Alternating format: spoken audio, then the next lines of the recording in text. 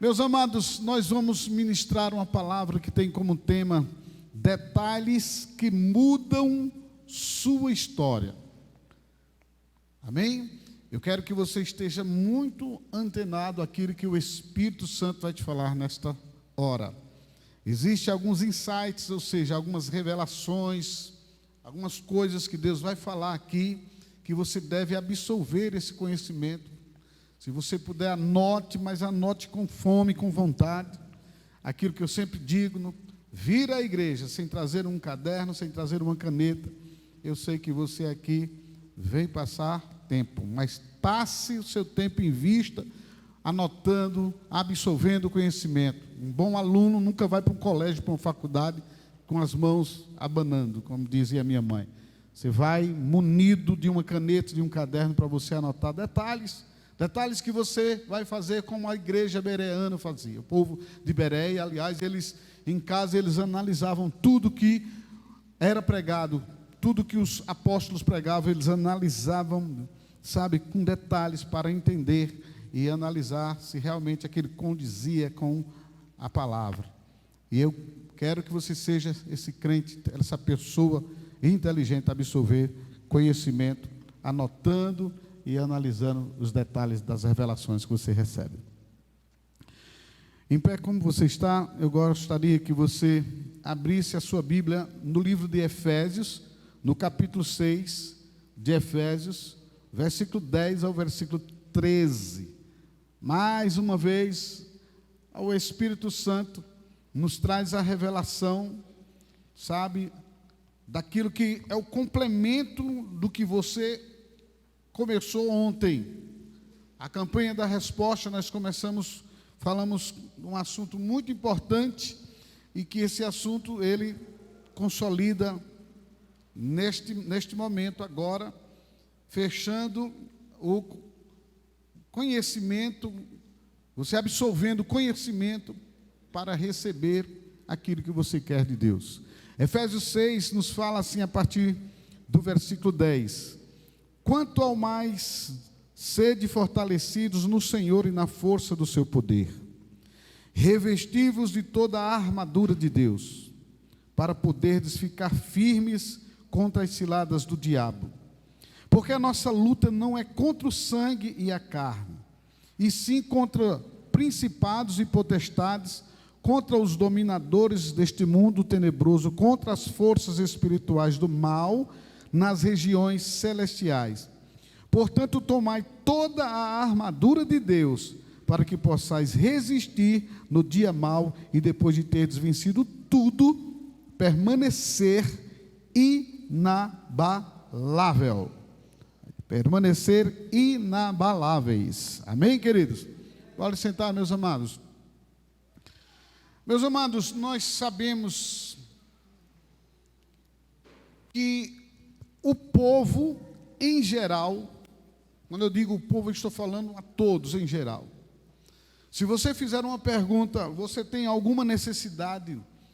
Todos nós temos uma necessidade, todos nós precisamos de algo, todos nós. Não existe aquele que vive uma vida sem uma necessidade.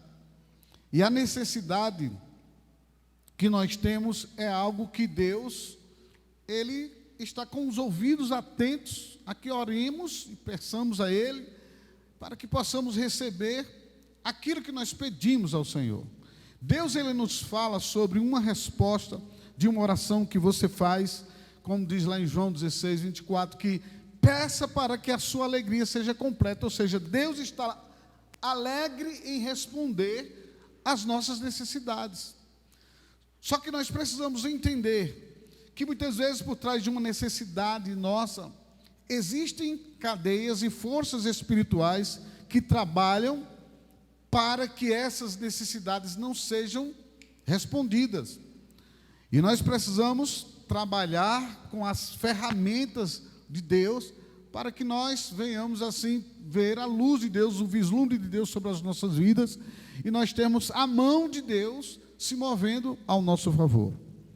E uma das coisas que eu queria muito que você entendesse, porque um dos pedidos que mais a gente vê, aliás, de 100 pedidos, 97% dos pedidos, 97 pedidos, tem escrito assim: eu quero que Deus faça um milagre na minha vida financeira. Quem gostaria que Deus fizesse um milagre na sua vida financeira, diga amém, Jesus. Então, todo milagre na vida financeira de qualquer ser humano, esse milagre, existe uma lei espiritual por trás desse milagre.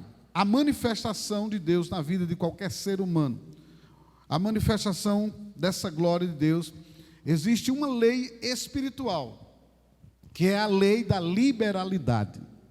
Quando você escuta falar sobre avareza, a gente soa em nossos ouvidos: fulano é avarento. E a gente olha, misericórdia, é mesmo, fulano é tão avarento. E o que é ser avarento? Estava olhando hoje pela manhã, analisando.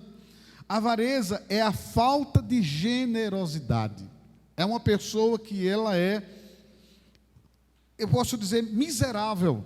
Porque a Bíblia fala que a avareza é algo que nós temos que excluir das nossas vidas.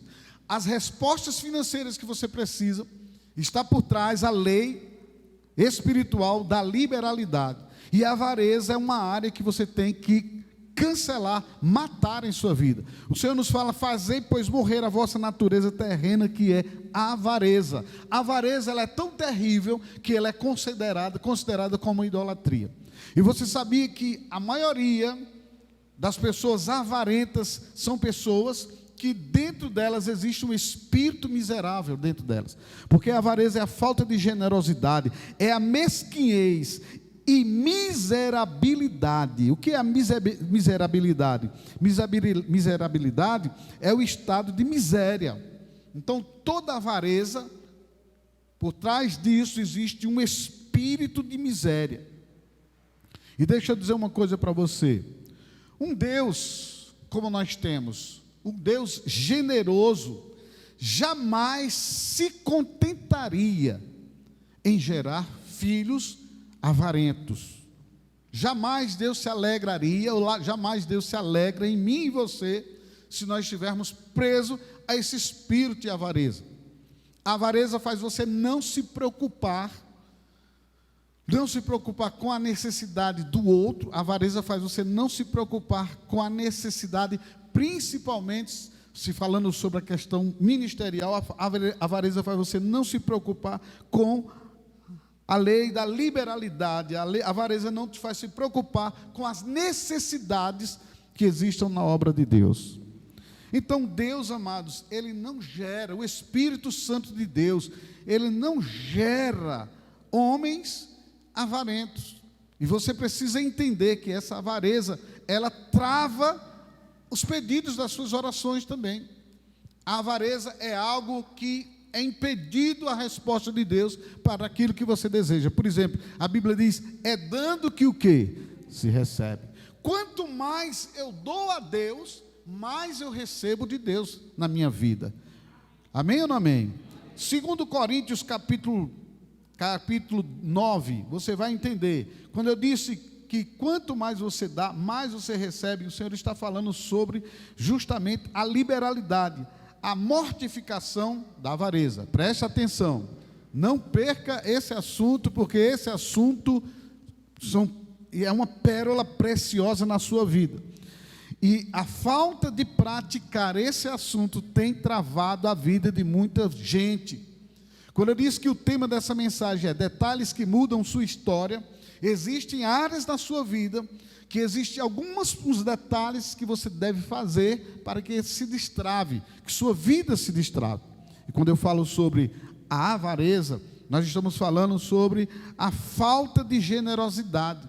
E quando eu digo que você tem que ser curado nesse detalhe da avareza, eu estou falando para você que o Espírito Santo, Ele é um ser, um Senhor, nosso Deus, que Ele gera homens liberais.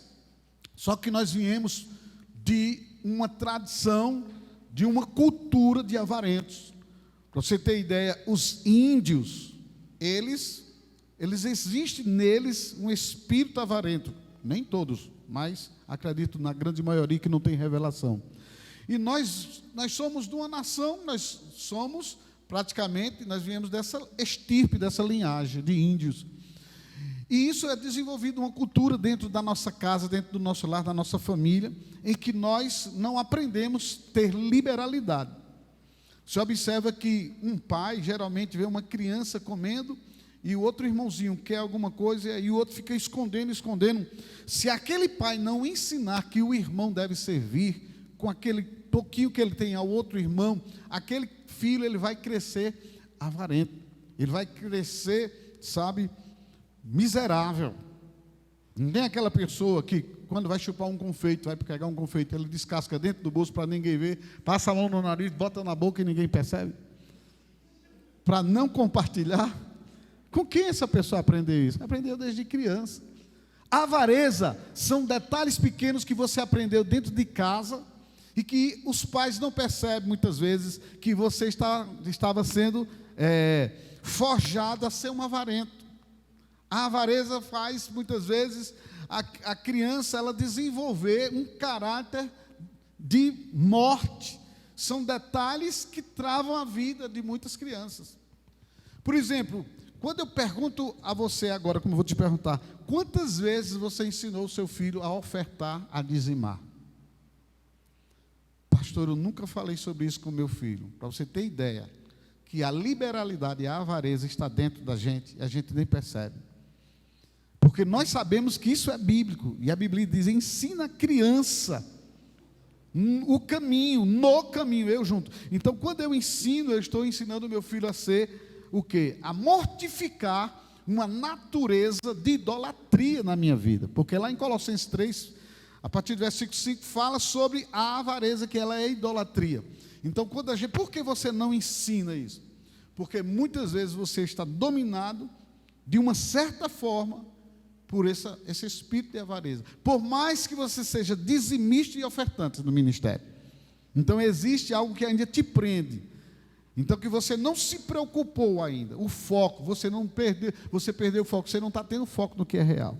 Então, precisamos entender justamente que, para o caráter da criança ser forjado, você precisa ensiná-la desde criança. Para uma criança servir, ela tem que ser uma criança ensinada desde pequena. A criancinha tem que ser ensinada como servir com amor, servir com alegria, dar com alegria. Não é? Porque não é você dizer, reparta com seu irmãozinho e ele toma. Não, a Bíblia diz, dê com quê?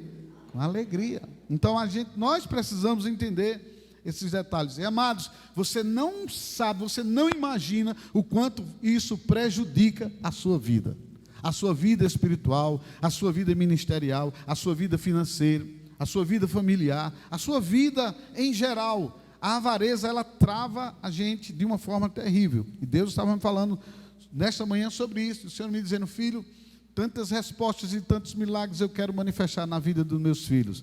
Mas existem detalhes na vida da minha igreja que meus filhos podem realizar, podem tomar, na verdade, posse daquilo que aprenderem hoje pela manhã e praticarem para que os detalhes da vida dessas pessoas mudem. E um dos detalhes que eu quero te ensinar nesta manhã é sobre isso. Mortifique a avareza. Como eu disse para vocês, o Senhor, Ele não geraria jamais, Deus não se alegraria jamais, Ele se contentaria em gerar um filho avarento. 2 Coríntios 9, versículo 10, o Senhor nos diz assim, o Senhor fala sobre aquele que dá semente ao que semeia pão para alimento, também suprirá e aumentará a vossa sementeira e multiplicará os frutos da vossa justiça. O que Deus está nos ensinando aqui? O Senhor nos dá semente, Ele diz, e o Senhor se alegra em dar essas sementes. Deus não mandaria você fazer uma coisa se primeiro Ele não fizesse. Quando Ele diz aqui, em 2 Coríntios capítulo 9, o versículo 7 diz aqui, cada um contribua segundo tiver proposto no coração, não com tristeza. Então o Senhor está falando da necessidade de você fazer não com tristeza, porque Deus ama quem dá com alegria. E você sabia que Deus ama em dar semente a você, e Ele ama dar semente com alegria. E eu vou te provar dentro da Bíblia. Versículo 10 de 2 Coríntios 9 diz que o Senhor nos dá semente, o Senhor se alegra em dar, porque ele diz uma coisa em João 16, 24, que é uma revelação muito tremenda para você entender que Deus, quando Ele dá, Ele não dá insatisfeito, Deus dá com alegria. João 16, 24 diz assim: peça com quê? Peça para que a sua alegria seja. Então, a resposta de tudo que você quer e que Deus tem desejo de entregar a você é que tudo que Ele te dá, Ele te dá com alegria. Há uma alegria de Deus para conosco em nos dar tudo que nós precisarmos.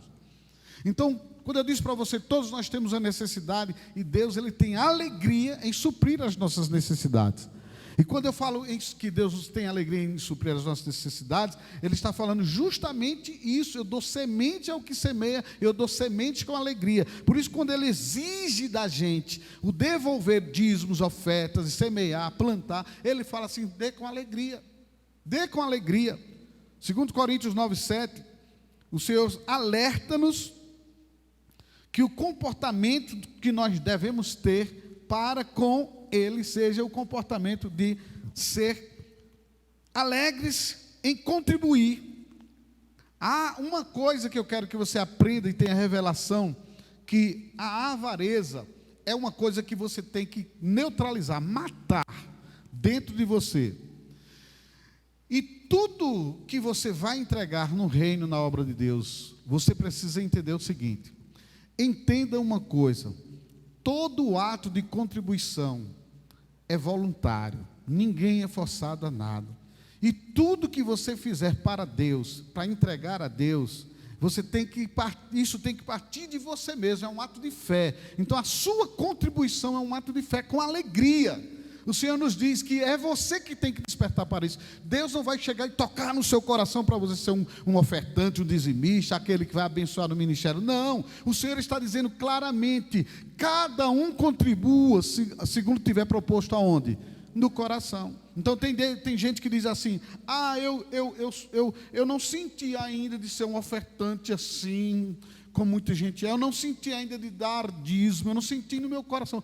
Quando eu senti isso, quando Deus tocar no meu coração, está errado. A Bíblia fala assim, versículo 7 de 2 Coríntios 9: cada um contribua segundo tiver proposto no coração, não com tristeza ou por necessidade, porque Deus ama quem dá com alegria. Então, o passo de fé seu, nessa atitude espiritual, é você dar com alegria. Diga ao seu vizinho: devemos plantar com alegria. Portanto, Ele nos alerta que o nosso comportamento em dar seja com prazer, seja com alegria. Isso são detalhes que mudam a história da gente. São detalhes que mudam a nossa história. Porque às vezes nós achamos que temos que dar por obrigação, plantar por obrigação. Respostas que nós precisamos estar na nossa atitude de dar, na nossa atitude de contribuir, na nossa atitude de se doar. E quando eu falo isso, amados, eu não só estou falando na questão das contribuições da igreja. Quantas vezes seu pai precisa e você não dá, sua mãe precisa e você não dá. Quantas vezes você é uma pessoa avarenta e que tem e que pode ajudar e ver a necessidade do outro e se tranca e fecha suas entranhas. Como o amor de Deus pode estar em alguém assim? A Bíblia fala lá no livro de João, diz que o amor de Deus, quando ele está em nós, nós não fechamos as nossas entranhas. Nós somos aqueles que somos liberais e vemos a necessidade de alguém e abençoamos a vida daquela pessoa que está precisando. E aí, quando se fala sobre matar a avareza, o Senhor está dizendo assim: porque quando você faz morrer a avareza, você está plantando uma semente de êxito na sua vida. Quando você mata a avareza, você planta uma semente de êxito, de conquista na sua vida. Quando você mata a avareza, você está matando ela com uma ação, com uma prática, aquilo que você diz: eu preciso fazer. E quando você faz, você mata a carne. A avareza é uma manifestação da carne em nossas vidas. Então, tem gente que diz assim, mas eu não tenho condições de ajudar na obra, eu não tenho condições de dar, eu não tenho... Irmãos, não diga que não tem nada para dar, porque a Bíblia diz que até quando você dorme, Deus dá aos seus amados. Salmo 127, versículo 2, a tradução Almeida Revista Atualizada diz que Deus dá aos seus amados enquanto eles dormem. Salmo 127, versículo 2, a parte final. Então você precisa entender esse detalhe muito importante para a sua vida. São detalhes que mudam a sua história. Quanto mais você prende, é pura perda. A Bíblia diz que quanto mais você prender, é pura perda. E o Senhor fala uma coisa muito interessante. Quando ele diz, é dando que se recebe, ele está dizendo, fazendo morrer a natureza, é quando você recebe de mim algo que você tanto quer. Então tem muita gente pedindo a Deus, ó Deus, prospera, Senhor, abra as portas para mim. Muitos de vocês fizeram esse pedido na campanha da resposta, Senhor, manifesta na minha vida financeira, faz um milagre na minha vida financeira. Mas como é que você pode pedir que Deus faça um milagre na sua vida financeira, quando você é aquela pessoa que fecha as entranhas com o reino de Deus, a obra de Deus? A Bíblia fala sobre a lei espiritual da semeadura, a Bíblia fala sobre dizimar e ofertar. Não adianta você inventar uma historinha de conto de carochinha que tem sido pregado por aí, né? Os desigrejados, os revoltados com pastores, os revoltados com isso, com aquilo, eles metem o cacete. Mas eu nunca vou deixar de pregar a verdade nessa igreja. Essa igreja é uma igreja que Deus concedeu-nos há 22 anos atrás, e nós nunca cansamos de ensinar isso, e nunca vamos desistir de ensinar essa questão da liberalidade, porque quem fecha as entranhas, fecha as portas para si. Não pense que quando você fecha as suas mãos, você está fechando as portas para a igreja. Eu dou se eu quiser, você faz como quiser, realmente, você tem a liberdade, mas você fecha as portas para você. Então, precisamos entender, a Bíblia diz que o homem, o que ele planta, ele colhe. Diga ao seu vizinho, o que nós plantamos, nós colhemos. Não vos enganeis, Gálatas 6:7, não vos enganeis, de Deus não se zomba, pois aquilo que o homem semear, isso também o que? Ceifará. Olha, Deus te dá uma oportunidade de você mudar detalhes em sua vida, e Ele está falando com você. Existe um lugar na Bíblia, lá em Malaquias, que eu queria que você abrisse comigo, e que Deus nos dá liberdade de testar Ele, na liberalidade. Ele diz assim, como nós lemos ainda agora em Gálatas 6:7, com Deus ninguém zomba, com Deus ninguém brinca, porque aquilo que o homem semear, isso também ele ceifará, ele vai colher. Com Deus, ele está falando com Deus, e com Deus é o único lugar que a Bíblia manda você fazer prova, é financeiramente com Deus. Pastor, não entra muito bem isso na minha cabeça, de ter que dar o meu dízimo e dar a minha oferta. Faça assim, teste Deus, faça um teste com Deus, diga, Senhor, eu vou fazer uma prova contigo, de 3 meses, que é o tempo suficiente para você plantar uma semente, a semente morrer, germinar e ela começar a crescer, e você vai começar a ver frutos, resultado da semente que você plantar. Faça um teste de 3 meses com Deus. Faça um teste de 3 meses com o Senhor. Senhor, em 3 meses eu vou testar a minha semente. Sobre a tua palavra, eu vou lançar fundamentos. Porque ele diz aqui que você deve fazer isso mesmo. Eu acredito que o Senhor já colocou isso de uma forma assim, para que o homem entendesse que ele pode provar a Deus nessa área, porque o homem, muitas vezes, é muito fácil colocar Deus no coração. Jesus entra no coração, mas é difícil entrar no bolso. O homem não deixa Jesus entrar no bolso. E eu digo uma coisa para você, se ele entrar no teu coração, ele entra na tua vida e ele entra no teu bolso. Enquanto você for avarento, você não deixa ele entrar aqui.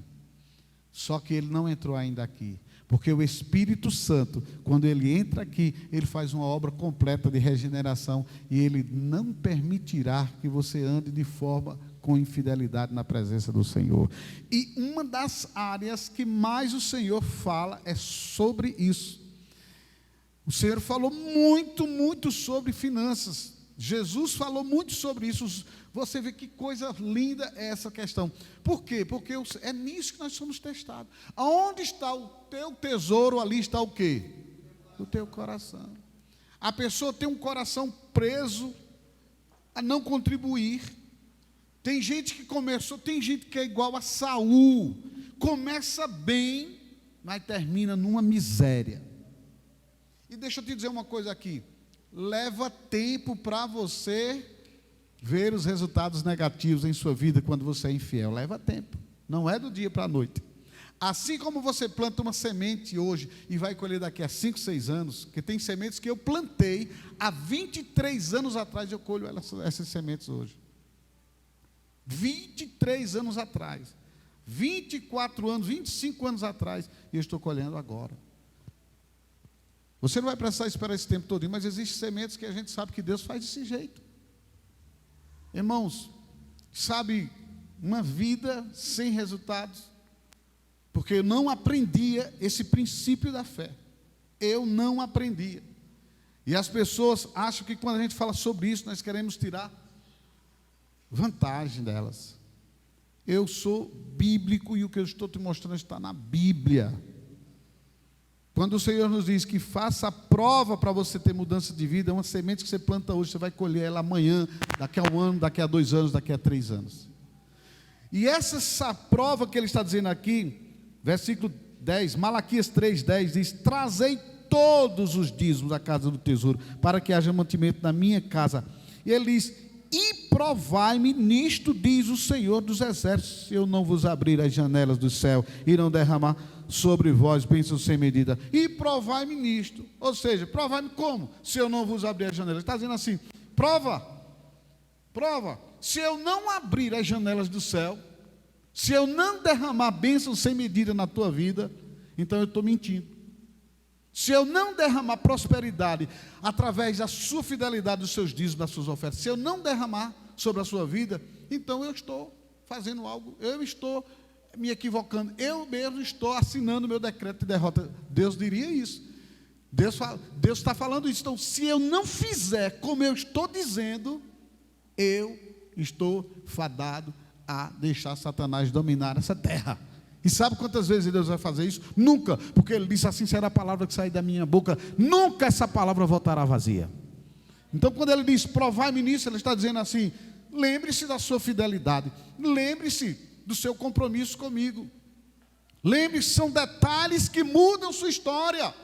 Por que existem crentes na igreja 10, 15, 20, 30 anos, a vida não muda, o cara é um miserável, o cara não muda, a vida desse cara não vai para frente, essa pessoa não anda. A Bíblia diz claramente, você vê, vai no dicionário em português que você vai ver, é porque a avareza, que o dicionário português diz que é a falta de generosidade, é a mesquinhez, é miserabilidade, que é o estado de miséria, é isso que acontece. A vida não muda porque a pessoa não acredita na palavra de Deus. A pessoa só acredita no Senhor, que é o pastor dela e que nada falta. A pessoa só acredita nas promessas que o meu Deus, segundo as suas riquezas, supre cada uma das minhas necessidades. A pessoa acredita que o Senhor dará ordem aos seus anjos. A pessoa acredita que Cristo levou sobre si todas as dores, as enfermidades. A pessoa acredita no bom, no melhor de Deus. Mas ela não acredita no compromisso que ela tem que ter para com Deus, para ver resposta naquilo que ela quer. São detalhes que mudam a sua história. Quando você entender, que você começar a colocar em prática essa palavra, esses pequenos detalhes, você vai realmente ter resultados de vida. Você vai ter resultados. E quando eu digo resultados, amados, eu estou falando em tudo em sua vida. Porque Deus não está preocupado apenas com essa coisa pequena, dinheiro, riquezas, finanças. Olha, porque é o seguinte: imagina você tendo uma casa de luxo, vários carros, piscina térmica, a casa do sonho, dos seus sonhos, você tendo essa casa, e não tendo uma família, e não tendo a esposa, e não tendo o esposo, e não tendo uma família, do que adianta uma casa dessa? Quando o Senhor diz, eu vou repreender o devorador, Ele diz, eu começo a repreender o devorador na tua vida financeira, mas eu entro na tua família, na tua saúde, eu entro, sabe, no teu sistema emocional, eu entro te dando controle emocional, eu entro te dando paz, eu faço você deitar e dormir, pegar no sono, se levantar, se erguer pela manhã, dizendo, que prazer eu tenho em viver. Irmãos, isso é o espírito devorador sendo arrancado das nossas vidas. O Senhor te desvia de acidentes. Eu nunca esqueço. Eu ia saindo de Catende, e eu já vinha para Caruaru, o Senhor disse, volte e fique naquela lanchonete onde você estava, do seu cliente. Aí eu voltei e fiquei conversando com o meu cliente. Com 5 minutos, chegou um cara desesperado, disse, olha, houve um acidente, está ali em cima, agora. Meu amigo, tem tanta gente despedaçada lá, um ônibus lá virou, bateu, tem 4 carros batidos, está uma bagaceira. Aí eu entendi. São pequenos detalhes, irmãos. E alguém pode dizer, quer dizer, pastor, que Deus livrou a sua vida, mas não livrou a vida do outro, porque os filósofos pensam assim. Irmãos, eu não sei quem estava naqueles carros, eu só sei dizer, você é detalhe. Você é uma pessoa, e que Deus olha com você na singularidade, na unidade. Ele diz, eu cuido de você, eu protejo você.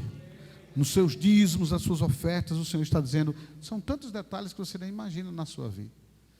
Pergunte a 100% das pessoas na face da terra, você é dizimista? De 100%, se você obter 10% de respostas, vai ser muito.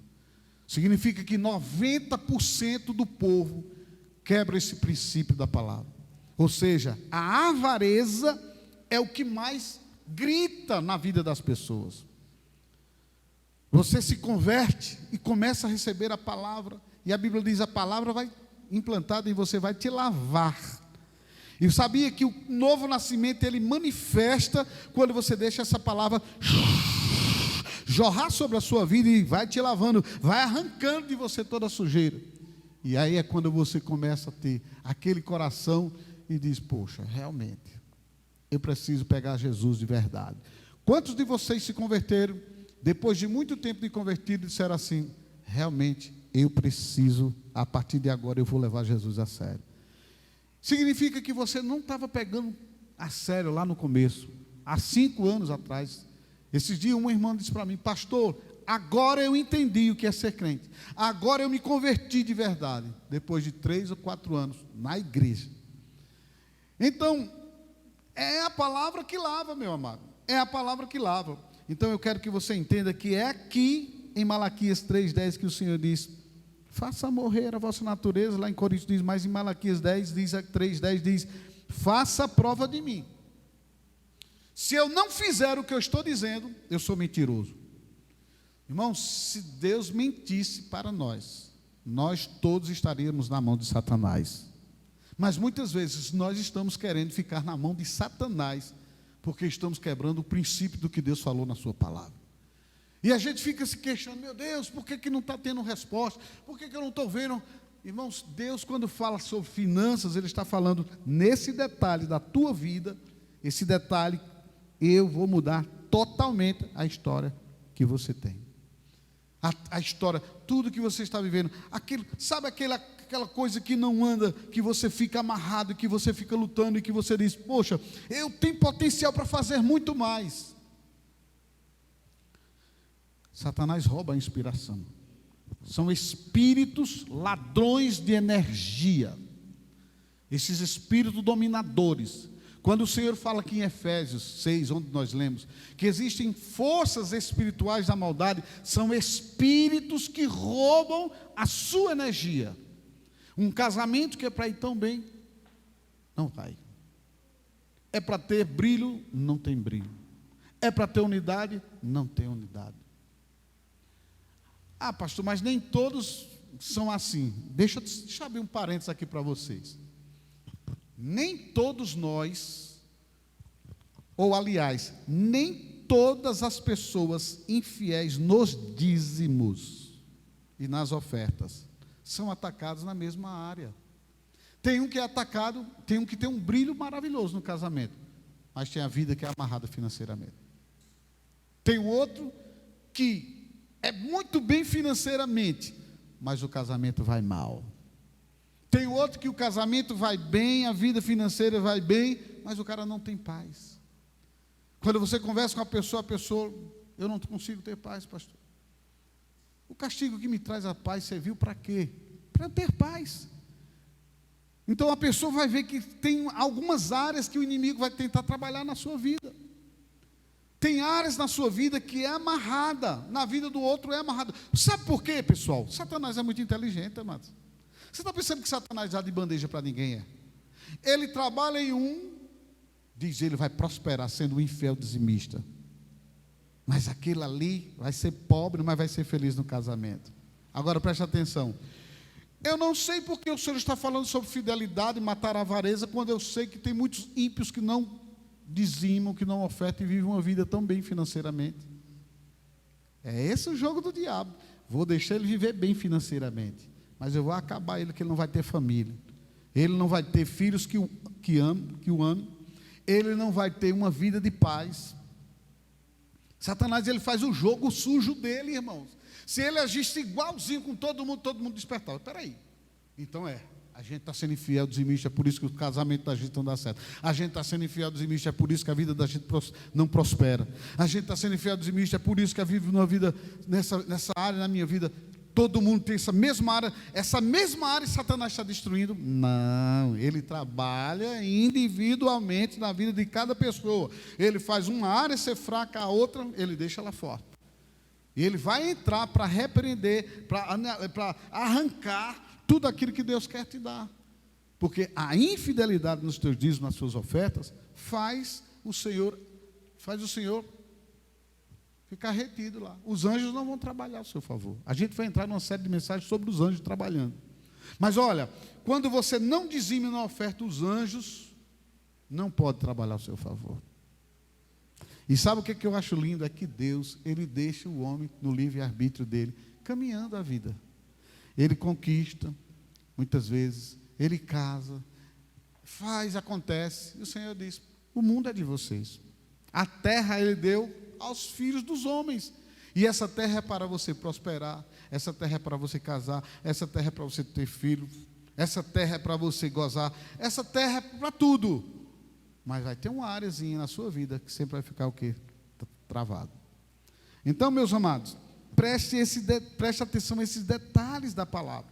Quando em Efésios 6:10, o Senhor nos fala que existem esses principados, essas potestades, esses espíritos dominadores, o Senhor está falando que esses principados, essas potestades, esses espíritos dominadores deste mundo tenebroso, essas forças espirituais só vão ter liberdade de agir na vida do infiel. Deus está preso à sua palavra. Ele vela sobre a sua palavra para cumprir. Então, Deus nos fala, meus amados, como tem que ser a luta, nossa luta, como nós travamos nossa luta. Nossa luta, toda luta que travamos, tem que se ter consciência que tudo que nós queremos, nós vencemos no mundo espiritual, mas para isso nós precisamos estar preparados. E um dos detalhes é esse: faça a sua parte com Deus, tenha sua fidelidade para com Deus, seja liberal. E quando eu estou falando de ser liberal, não é simplesmente só na obra de Deus. Olha para a necessidade dos teus pais, olha para a necessidade de alguém, um funcionário teu, olha para a necessidade de um irmão, de uma irmã, olha para a necessidade de alguém. A liberalidade faz você matar essa avareza maldita. A liberalidade faz você matar essa avareza maldita, faz você ter sucesso na sua vida. O avaro está sendo incluído na galeria dos que não herdam o reino de Deus. Vá para 1 Coríntios, porque a gente tem que mostrar isso dentro da Bíblia. 1 Coríntios capítulo 6, versículo 10. Porque a gente acha que ser avarento, todos nós somos. Quem é que não é avarento? Em alguma área eu sou avarento. Mas aqui o Senhor está falando sobre a avareza para com Ele. Aqui onde nós vamos ler, 1 Coríntios 6, versículo 10, diz: nem ladrões, nem avarentos, nem bêbados, nem maldizentes, nem roubadores herdarão o reino de quem? De Deus. Observe que Deus está falando que nem ladrões e nem avarentos. Então, o avaro, ele é incluído nessa galeria de pessoas que não vão herdar o reino de Deus. Talvez você possa dizer, mas pastor, misericórdia, e Deus, e eu vou perder minha salvação, por que que isso pode acontecer na minha vida? E será que, meus amados, eu disse para você que quando o Espírito Santo trabalha na sua vida, ele faz você ser liberal. Quando a gente pregou aquela série de mensagens sobre o novo nascimento, teve coisa ali muito pesada que eu falei. Tem detalhes que a gente muitas vezes não fala, porque são muitas coisas. Mas entenda que o avarento não herdará o reino de Deus. O salvo vai herdar o reino de Deus, porque todo salvo não está preso a nada desta terra, aos bens desta terra. O salvo, ele está disposto a dar. O salvo diz assim: Senhor, tudo que eu tenho veio primeiro de ti, como Davi disse. Esse é o coração. Davi foi um rei que começou bem e terminou bem. A história de Davi, eu sei que teve lá as fraquezas de Davi, as quedas de Davi, mas ele correu para Jesus, ele correu para o perdão, ele correu para a misericórdia de Deus, e o Senhor teve misericórdia e mudou a história dele. E você precisa ser esse crente, não como Saul, que começou bem e terminou mal. Você tem que ser esse crente da Senhor, eu começo bem, eu vou terminar bem na minha vida. Você pode ter suas falhas, meu irmão. Você pode ter passado um período de infidelidade. O Senhor está te dizendo nesta hora. Agora chegou a hora de você consertar essa área na tua vida. Qual é o reino que você quer desfrutar? Para onde você quer estar na sua eternidade? Os avarentos não herdarão o reino de quem? De Deus. 1 Coríntios 6,10. Então, meu querido, Salmo 10, versículo 3 diz: pois o perverso se gloria da cobiça de sua alma. O avarento maldiz o seu Senhor, se referindo a Deus, e blasfema contra ele. Por que o avarento, a Bíblia diz que ele maldiz ao seu Senhor? Porque o avarento não reconhece o que Deus dá a ele. O avarento não reconhece o favor de Deus. O avarento maldiz, ele diz: fui eu que consegui, foi a força do meu braço. Eu preciso dar dinheiro a pastor? Não, rapaz, eu preciso dar dinheiro à igreja. Será que você está dando a pastor, à igreja, ou você está dando a Deus? Quando você devolve o seu dízimo, sua oferta, você dá a quem? Você dá a quem, igreja? Você dá a Deus, irmão. Então, às vezes, as pessoas que a gente pega leve, tenha cuidado, porque vai ferir alguns sentimentais. Eu não estou nem aí para ferir você que não quer ser tratado com o mertiolate de Deus. Ele quer arrancar a casca e dizer assim: deixa eu fazer uma sepsia aqui em você, falar com você que você precisa ter essa mudança na sua vida. Então o Senhor está dizendo que o avarento, o perverso, se gloria da cobiça da sua alma. Quem é esse perverso? É o avarento. Fui eu que fiz, é minha inteligência, é minha capacidade, eu sou um cara muito hábil, eu estudei, olha, eu sou formado, eu tenho isso, eu tenho aquilo, e aí toda conquista que o cara tem, louco, se hoje pedires, Senhor, pedir a tua alma, o que tens para dar? O avarento tem só bens, ele é tão rico que só tem dinheiro, e não tem a eternidade. Então o perverso se gloria na cobiça de sua alma. Tem muito crente perverso, achando que o que ele arrumou foi a luta, minha luta, a força do meu braço. Ninguém sabe não, eu me acordo às 4 da manhã para trabalhar, eu durmo todo dia 12 da noite, eu me acordo por isso mesmo. Você trabalha tanto feito um burro de carga, que se você deixar Deus trabalhar para você e por você, você vai ter tempo de descansar e viver bem, viver feliz. E meus amados, todo aquele que é fechado e retém, não entra no reino dos céus. Vamos para mais dois trechos para a gente encerrar aqui. 2 de Pedro 2,14. Fala sobre o coração, nosso coração, desde criança, ele é exercitado na avareza, você sabia? 2 de Pedro 2,14. E você precisa ter esse cuidado. A Bíblia fala sobre as questões, justamente, de pessoas com caráter pervertido. A Bíblia diz aqui, tem muita coisa aqui, se você ler 2 de Pedro 2, todinho você vai entender, misericórdia, a cobrança aqui. E a Bíblia diz em 2 de Pedro 2,14, tendo olhos cheios de adultério, insaciáveis no pecado, engodando almas inconstantes, tendo coração exercitado na, o quê? Eles são filhos o quê? Benditos ou malditos? Sou eu que estou dizendo isso? Irmãos, a Bíblia está falando aqui sobre pessoas que querem ser pastores de si mesmo, querem se auto-apacentar. Eu não preciso de pastor, eu não preciso contribuir, eu não preciso plantar. São pessoas, como a Bíblia está dizendo aqui, tendo os olhos cheios de adultério. Eles são insaciáveis no pecado. Você vê que tem gente que está na igreja, mas não consegue vencer o pecado. Quando fala sobre adultério, fala sobre quebra de contrato. Quantos fazem o contrato no dia do batismo? Olha lá que está escrito lá no teu certificado. Prometo diante do Senhor e de todas essas testemunhas e diante da minha liderança. Fala tanta coisa ali e fala sobre você ter fidelidade no ministério.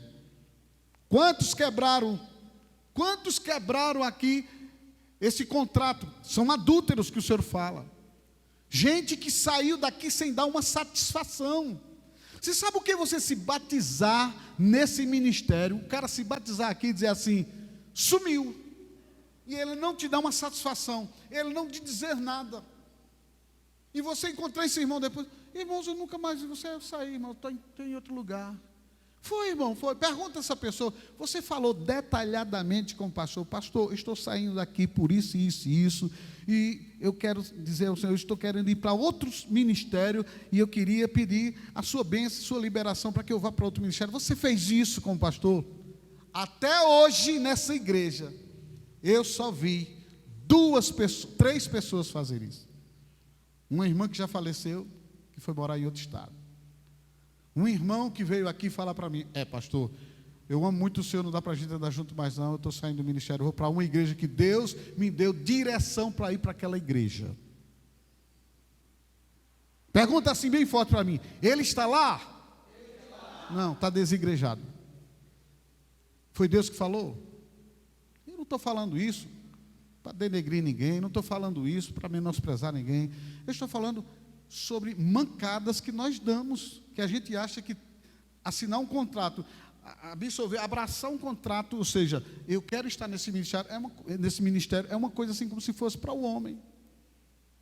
E teve um outro que chegou aqui, que a gente investiu muito nele, pastor, eu estou indo para outra igreja, assim, porque eu estou com um problema, é distante e tal, não sei o quê. Botei a mão dele, uma oração de 20 segundos, eu digo, vai em paz, vai feliz. Ele até se assustou comigo, que a minha oração foi assim, rápida. Não tem aqueles vasos de honra e os vasos de desonra? Existem esses vasos na casa de Deus. Os vasos de desonra, que muitas vezes saem, os vasos de desonra saem sem dar satisfação. Saem e tem uma coisa, tenta influenciar você, porque nós já vimos isso muito nesse ministério. Tenta influenciar você. Eu saí porque eu não concordo. Então vem ser pastor, abre tua igreja, coloca teu ministério, toca à frente para ver se Deus te chamou, toca à frente o ministério, faz uma experiência hoje. Se tu conseguir passar de 2 anos nesse ministério, vai ter um milagre. Acredito que Deus começou a provar, mas vai chegar a crise. Em 7 anos eu duvido você estar firme no ministério. Tem pessoas que colocaram ministério e acharam que ministério é como abrir uma bodega em algum lugar. Eu vou abrir uma igreja em tal lugar. Vieram tantos a mim, teve um tempo atrás, estava uma moda de abrir igreja, e os caras vinham a mim, os conhecidos, eu disse, olha, como é que tu fizesse e tal, e tal. Eu disse, irmão, onde é que você está? Eu estou servindo em tal ministério. E por que você está saindo de lá? Qual a sua ideia de abrir igreja? Irmão, você não está abrindo uma empresa, não, uma bodega. Você não está abrindo uma bodeguinha para vender uma meiota, não. Uma quartinha, não.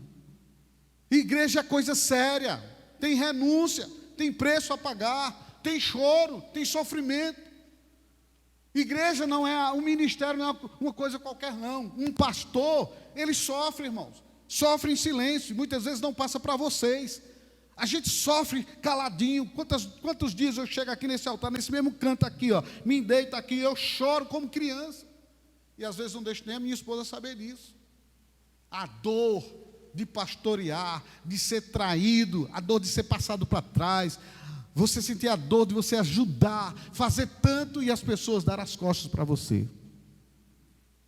E aí, estes que estão aqui em 2 de Pedro 2,14, olhos cheios de adultério, pessoas quebradoras de contratos, são membros que muitas vezes não honram seus líderes e pastores, dão as costas para ele, são pessoas que querem se auto-apacentar, que não concordam com aquilo que você está ensinando. E por que foi que você abraçou o ministério? Por que foi que você se batizou? Por que foi que você deu sim? Porque quando a gente vai batizar, a gente chama atenção nesses detalhes. Quem lembra disso, diga amém. Então, queridos, quando a Bíblia diz aqui, tendo o coração exercitado na avareza, eles são filhos malditos. Tenha cuidado para você não ser esse filho maldito. Não torne-se esse filho maldito, preso à avareza. Começou tão bem como Saul, viu resultados. Já vi gente testemunhando aqui. Cheguei puxando uma cachorrinha, Deus começou a abençoar, esqueceu de dizimar, esqueceu de ofertar, esqueceu de reconhecer liderança, esqueceu de se aconselhar com líderes. Uma das coisas que você precisa ter cuidado, amado, você não pode andar sozinho. Você não pode andar sozinho, você tem que andar de mãos dadas com tua liderança. Você tem que ter cuidado nisso. Você tem que reconhecer que pastor não é uma coisa inventada por homens, como muitos imbecis andam pregando por aí, nessas mensagens podres do YouTube. Pastores são homens e mulheres levantados por Deus para apacentar o rebanho de Deus, e que esses pastores vão prestar conta a Deus sobre essas ovelhas, como as ovelhas também vão prestar conta diante de Deus sobre a resposta que eles estão dando sobre o profeta que estão sobre a vida delas. Você vai pegar uma mensagem aqui, que eu quero que você não perca essa mensagem. É uma mensagem que fala sobre honra. Se eu não me engano, é de terça agora a 8. Não perca essa palavra. Você vai entender a importância de um líder sobre a sua vida. E nós precisamos entender que a gente não tem que andar, deu na teia, eu faço do jeito que eu quero. Sou filho maldito. Você já viu alguma vez eu falar sobre isso para você? A avareza se torna como um filho maldito. Queridos, e termino dizendo para você, Satanás, ele procura investir naquele que um dia ele perdeu. Naquele que ele perdeu. E você precisa ter muito cuidado para você não ser alvo de Satanás. E termino com Mateus, capítulo 7. Gostaria que você ficasse em pé, que a gente vai terminar agora. Mateus, capítulo 7, do versículo 21 e 22. Olha a estratégia de Satanás. Meus queridos, esse coração enganoso, avarento, ele é o centro. O coração enganoso, ele é o centro de sua avareza. A Bíblia diz: o coração do homem ele é corruptamente enganoso, mas esse é o homem natural, o homem que não nasceu de novo. Não queira viver preso à sua idolatria, que é o dinheiro. O que você mais ama? Sabe o que eu mais amo? Fazer a obra do Senhor. Já chega o jeito para dizer assim: rapaz, tu é louco, deixar de ter negócio, tenho aptidão, capacidade de ter negócio, de crescer, mas ser ministério, viver de ministério, tu é louco. Tu sabe o que é viver de ministério? Eu digo, eu sei o que é viver dependente de Deus. De viver de ministério, Deus vai me ensinar nesses 20 e tantos anos lá na frente. Agora eu estou entendendo o que é viver de ministério. Às vezes Ari mesmo diz para mim: pai, é fé, viu? É, não é? Pai, isso é fé, misericórdia. Mas é uma graça que Deus dá a quem Ele chama. Se Ele te chamou para o ministério, Ele vai dar a graça e vai te suprir. Desde o começo do meu ministério, nunca chegou um dia na minha casa para dizer: meu Deus, não tem nada para a gente comer. Graças a Ti, Pai, muito obrigado. Nunca faltou. Está meu filho aqui, nunca faltou. Houve sempre essa graça. E eu digo para você: tenha cuidado para você não ser presa de Satanás, porque você pode estar na igreja, Ananias e Safira, no dia que foram infiéis ao Senhor, o apóstolo disse: por que tu, Ananias, deixasse Satanás encher o teu coração? Se tu tivesse guardado o dinheiro, não era teu, por que tu tirasse uma parte e mentiste ao Espírito de Deus? Lá em Atos 5 fala sobre isso. Então significa que quando o homem começa a deixar a avareza entrar nele, esse homem, além de se tornar filho maldito, ele vai morrer. Morre seus negócios, morre casamento, morre, às vezes o diabo ele vai entrar em várias áreas da vida daquela pessoa. Queridos, eu estou falando sobre detalhes que mudam a sua história. E esse é um dos detalhes. E termino dizendo aqui em Mateus 7, 21 e 22, Mateus 7, Mateus 7, 21 e 22, diz: nem todo o que me diz Senhor, Senhor, entrará no reino de quem? Dos céus. Mas aquele que faz a vontade do meu Pai que está onde? Nos céus. Muitos naquele dia me dirão, o que é que eles vão dizer? Senhor, Senhor, porventura não temos nós profetizado em Teu nome, e em Teu nome não expelimos demônios, em Teu nome não fizemos muitos milagres? Então lhes direi explicitamente: nunca vos conheci, apartai-vos de mim. Quem? Maldito. Afastai-vos de mim, os que praticais a iniquidade. Irmãos queridos, a Bíblia diz que Satanás, ele deixa a cada um de nós no dia que a gente faz essa aliança com Jesus, mas ele não desiste de nós. A Bíblia diz: ele anda, o Espírito sai de nós, vai andar em lugares áridos, procurando um lugar para repousar, ou seja, alguém que ele possa trabalhar. Não encontra. A Bíblia diz: ele voltará à estratégia para encontrar quem? Ele vai encontrar quem? Vai encontrar aquela pessoa que anda em desobediência, vai encontrar aquela casa que está vazia, vai encontrar a vida daquele que não está colocando em prática essa palavra.